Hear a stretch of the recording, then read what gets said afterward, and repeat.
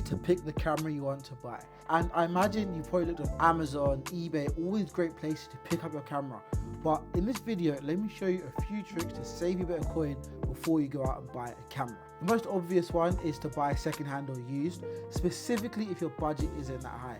If you have the budget for buying brand new, you can if you want to, but I don't see why not spend a little bit less buying secondhand and then having more money for accessories. I spoke about that in the last video, why your budget is super important.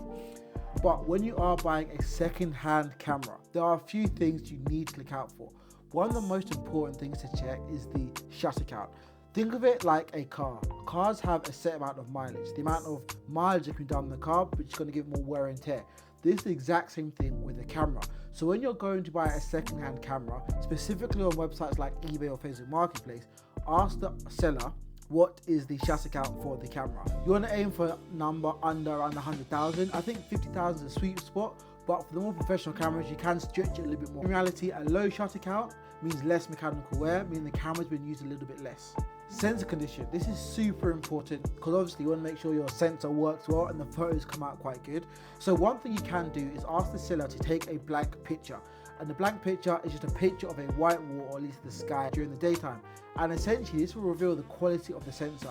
You might see a little bits of specks on the sensor. That might just be dirt, but it's at least something to inquire about and just to make sure everything is good and working clear. Obviously, you want to check the physical condition of the camera, so actually give the camera a once over and make sure everything feels as it should do, because if there's cracks on the camera or some buttons not working, that indicates the camera might give you problems later down the line.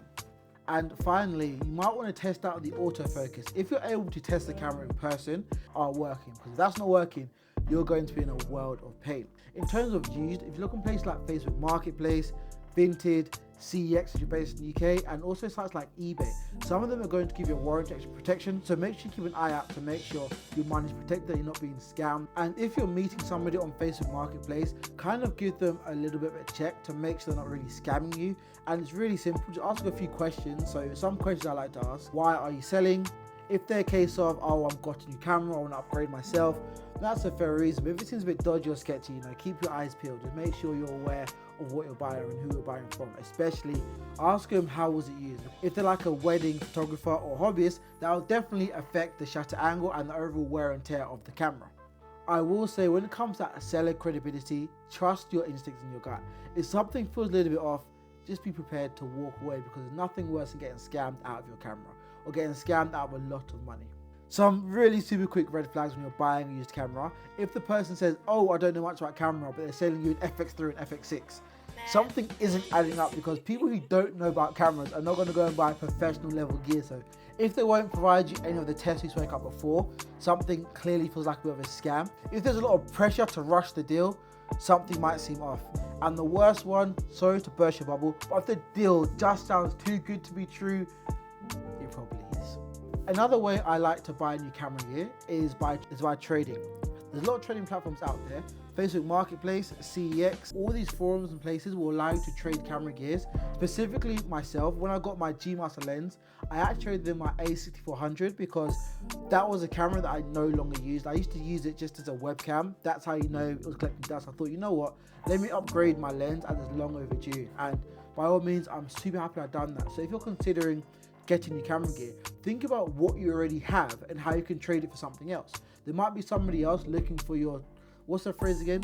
Your trash could be another man's treasure. So why not see what's available? Maybe your friends, peers, and you don't have to trade item for item. I found that trading items for cash came in super handy. Over the last few months, I've spent a long time decluttering my bedroom and selling a bunch of gear, clothes, shoes, anything I no longer use, I have now sold. And that little bit there has given me a lot of money that's going towards my next purchase, my next big purchase.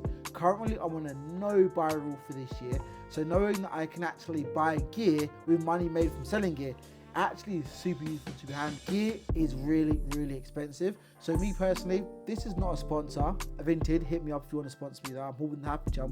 I sell for you guys. I sold a lot of my stuff on Vinted. I've sold camera lenses, my Insta360, some trainers, some jackets, some shoes, all sorts on Vinted. So if you're much like me, maybe you're a hoarder, you have a lot of stuff that you don't use, my rule of thumb is if I haven't used it within the last 6 months, I can let it go.